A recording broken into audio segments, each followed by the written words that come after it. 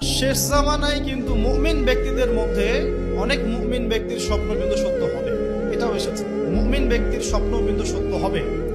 কোরআনে এমনও দলিল আছে যে কাফেরের স্বপ্নও সত্যি হয়েছে। কোন সূরায় আছে কে বলতে পারবেন? কাফের ব্যক্তির স্বপ্নও সত্যি হয়েছে এমন দলিল কোরআনের কথায় আছে, কে বলতে পারবেন? হ্যাঁ, সূরা ইউসুফ কিনা আপনার? জি, আশিক। ঠিক আছে, মাশাআল্লাহ। আশিক ভাইয়ের জন্য আমাদের একটা হাদিয়া থাকবে ইনশাআল্লাহ, আপনি আলোচনা শেষে নিয়ে যাবেন। তো ইউসুফ আলাইহিস সালামের যে ঘটনা সূরা ইউসুফ, সেখানে আছে যে অমুসলিম দুজন ব্যক্তির স্বপ্ন সত্য হয়েছে, হয় নাই? একজন এসে বলেছেন আমার মাথায় রুটি খেয়ে নিচ্ছে পাখি, আরেকজন বলেছে আমার হাতে ছিল শরাব, এই শরাব আমি পান করাচ্ছি রাজাকে, বাদশাকে। ইউসুফ আলাইহিস সালাম বললেন যে পান করাচ্ছে বাদশাকে সে নাজাত পেয়ে যাবে জেল থেকে, আর যার মাথা থেকে রুটি খাওয়া হচ্ছে তাকে শুলদণ্ড দেওয়া হবে। ঘটনা সত্য ছিল তো? আচ্ছা, এখানে এই দুই ব্যক্তি কিন্তু মুসলিম নন, তারা কিন্তু অমুসলিম। তো যেটা বলছিলাম যে আল্লাহর পক্ষ থেকে মুমিন ব্যক্তিকে সত্য স্বপ্ন দেখানো হতে পারে শেষ জামানায়, বেশি বেশি হতে পারে।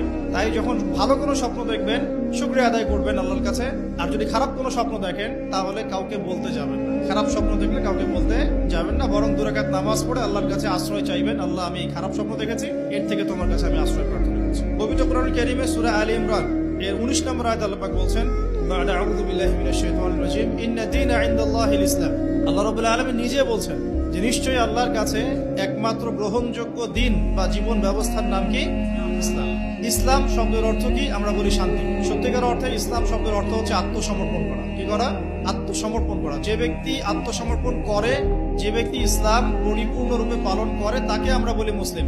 যে ব্যক্তি ইসলাম পরিপূর্ণরূপে পালন করে তাকে আমরা বলি মুসলিম। যেমন এই মুসলিম শব্দের সাথে যে নবীর নাম জড়িত সেটা হলো, তিনি হলেন ইব্রাহিম আলাইহিস সালাম। সূরা হজ পড়ে দেখবেন, হুয়া সাম্মাকুমুল মুসলিমিন, তিনি তো আমাদের নাম দিয়েছেন মুসলিম, এই জাতির নাম দিয়েছেন, তিনি আমাদের জাতির পিতা, মুসলিম জাতির পিতা।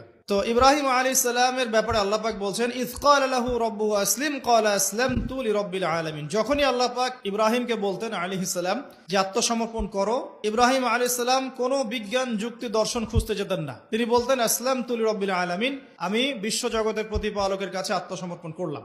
উদাহরণ দিচ্ছি, আল্লাহ রাব্বুল আলামিন ইব্রাহিম আলাইহিস সালামকে বলেছিলেন স্ত্রী এবং সন্তানকে জনমানব শূন্য কাবা ঘরের পাশে রেখে আসতে। ঠিক আছে, জানি তো আমরা। ইব্রাহিম আলাইহিস সালাম জানতেন সেখানে কোনো মানুষ নেই, কোনো পানি নেই, কোনো প্রাণীও নেই, না খাবার আছে, না পানি আছে, না কোনো প্রাণী আছে। এরপরেও তিনি স্ত্রী এবং সন্তানকে সেখানে রেখে আসলেন। আল্লাহ পাককে প্রশ্ন করলেন না কেন রেখে আসবো, এর পিছনে কারণ কি, যুক্তি কি, দর্শন কি, জিজ্ঞেস করেছেন?